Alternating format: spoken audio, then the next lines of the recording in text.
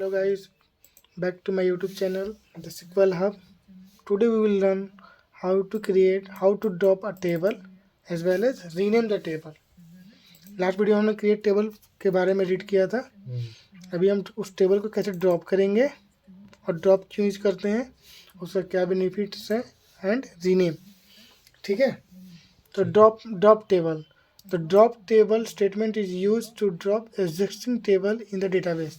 जैसे कि इसका मतलब ये ड्रॉप कीवर्ड इसलिए यूज करते हैं कि अगर आपने टेबल क्रिएट किया, उसका कभी होता है गलती से टेबल क्रिएट हो गया, उसको आप अब रखना अपने डेटाबेस में उसको रखना ही नहीं चाहते हैं, परमानेंट डिलीट करना चाहते हैं वहाँ से। ठीक है। जब परमानेंट उसको रिमूव करना है तो हम ड्रॉप कीवर्ड यूज करते हैं, ड्रॉप टेबल नेम। ठीक है, अब इस सिंटेक्स को हम अपने माइक्रोसॉफ्ट एसक्यूएल सर्वर में चेक करेंगे। ठीक है, हमने डेटाबेस यूज किया है स्टूडेंट DB1 जो हम कंटिन्यू यूज करें। ठीक है, हमारे पास एक टेबल है सेलेक्ट स्टार फ्रॉम स्टूडेंट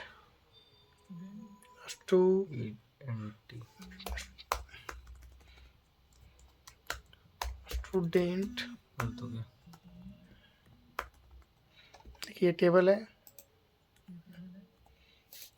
इसको चेक किया, रन किया, ये टेबल हमारे पास एग्जिस्ट कर रहा है।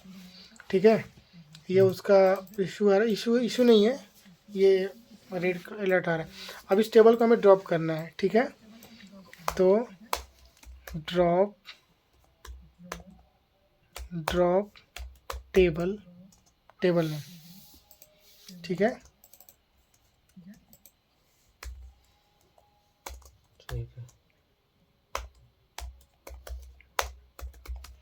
टेबल नेम स्टूडेंट TBL है जो टेबल का नाम है, उसको ड्रॉप करना चाहते हैं। ठीक है, ड्रॉप किया तो कमांड कंप्लीटेड सक्सेसफुली। अब अपने डेटाबेस में ये टेबल है। ठीक है, हम अपने डेटाबेस को रिफ्रेश करेंगे यहाँ से। अब हम टेबल के अंदर जाके टेबल को प्लेस किया, अब चेक करेंगे यहाँ पे वो टेबल एग्जिस्ट नहीं कर रहा है।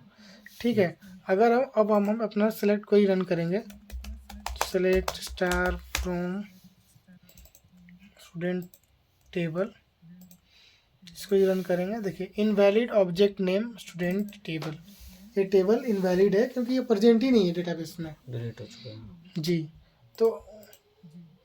तो हमें अब दोबारा से ये स्टेटमेंट है जो हम किसके लिए यूज करते हैं, टेबल को ड्रॉप करने के लिए।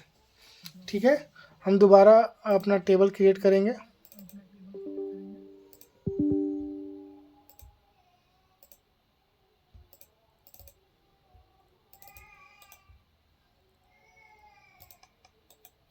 हम डायरेक्ट टेबल क्रिएट कर लेते हैं। ठीक है, सेम नेम से। ठीक, क्रिएट टेबल नेम। हम अभी सिंपल एक ही कॉलम ले लेता हूँ, ID इनिट। ठीक है, 2 कॉलम ले लेता हूँ, एक एफ नेम।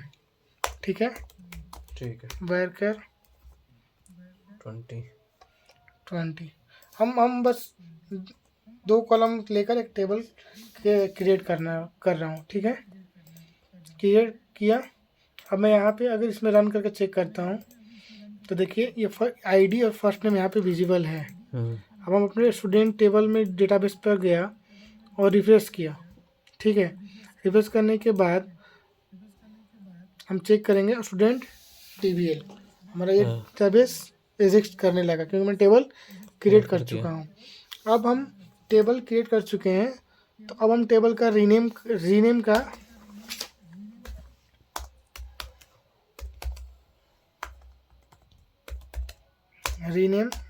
टेबल। अब हमें टेबल, मान लीजिए आपने स्टूडेंट टेबल की TBL क्रिएट किया, अब इसको आप रीनेम करना चाहते हैं, तो अब रीनेम का ये सिंटेक्स ये है कि SQL रीनेम टेबल। ठीक है, user want to change the name of the table in the SQL database because they want to give more relative table name.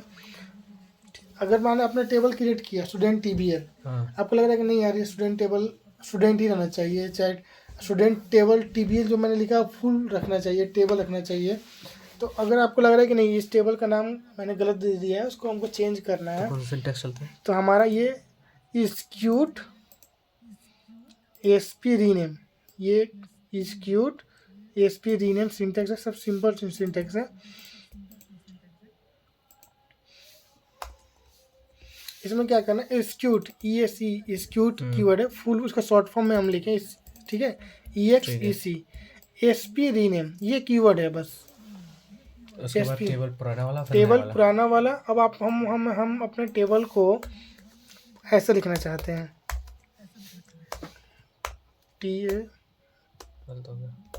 Table. अब हम पहले टेबल का नाम ये था और हम इस ऐसे रखना चाहते हैं टेबल का। तो अगर हम ये कीवर्ड को रन करेंगे तो ये एग्जीक्यूट हो चुका है। ये कह रहा है क्वेश्चन, कोई अलर्ट दे रहा है, changing the part of the an object will may be. ये कह रहा है कि आपने कभी स्टोर प्रोसीजर क्रिएट किया, प्रोसीजर बनाते हैं ना, अब प्रोसीजर आपने सारा कुछ बना के कहीं रखा हुआ है, अब आप जाके उसको नाम चेंज कर रहे हैं, तो वहाँ पे भी अफेक्ट करेगा, इसलिए अलर्ट दे रहा है। अभी तो हमने कुछ किया ही नहीं है, तो हम इसको, जैसे आप कहीं यूज कर रहे हैं इस टेबल को, एप्लीकेशन में कहीं यूज कर रहे हैं, कोई आके उसका नाम चेंज कर देगा, तो वो उसकी जगह पे तो अलर्ट आएगा ना, इशू आएगा ना। पहले तो आपने स्टूडेंट TBL रखा था और सब जगह आप स्टूडेंट TBL से यूज कर रहे हैं, नोटिफिकेशन देगा ये वहाँ पे। तो ये दे रहा है कि अगर आप ऐसा कर रहे हैं तो कहीं वहाँ पे भी इशू करेगा, लेकिन ये रीनेम हो चुका है, ठीक है। अब हमने, हमारा टेबल का नाम क्या बना, स्टूडेंट टेबल। अब हम देखिए, अभी इस क्वेरी को हम रन करेंगे तो क्या कह रहा है, invalid object name student TBL। अब इस टेबल को, इस डेटाबेस को अगर हम रिफ्रेश करते हैं, अब यहाँ पे हम चेक करेंगे टेबल पे, तो देखिए यहाँ पे स्टूडेंट टेबल करेंट वाला है, ठीक है। अब हम जब करेंट वाला से रन करेंगे तो हमारा ये एग्जीक्यूट हो गया, ID फर्स्ट नेम, ठीक है। ठीक है। ये था सिंपल सिंटेक्स, एक ड्रॉप स्टेटमेंट हमने इस ट्यूटोरियल में देखा, ठीक है। और एक हम रीनेम टेबल, रीनेम का एग्जीक्यूट ASP रीनेम एक कीवर्ड है जो हम पहले ओल्ड वाला का नाम रखते हैं, फिर न्यू वाला का। हाँ। अब इसको यहाँ पे स्टूडेंट टेबल जो है ओल्ड नेम है, ठीक है, वेयर स्टूडेंट TBL है जो न्यू नेम है टेबल। दोनों old name new name bracket में कर देंगे। ओल्ड नेम और ये न्यू नेम, ठीक है। Old table name, new table name, ठीक है। ये रीनेम करने, ये हमारा रीनेम टेबल है, टेबल को रीनेम कैसे करते हैं, और हमने इस ट्यूटोरियल पर ड्रॉप कैसे करते हैं, ठीक है। इस ट्यूटोरियल यहीं पर हम क्लोज करते हैं। Like and subscribe my channel this will help, thank you. कोई भी क्वेश्चन हो कमेंट करें। कोई भी क्वेश्चन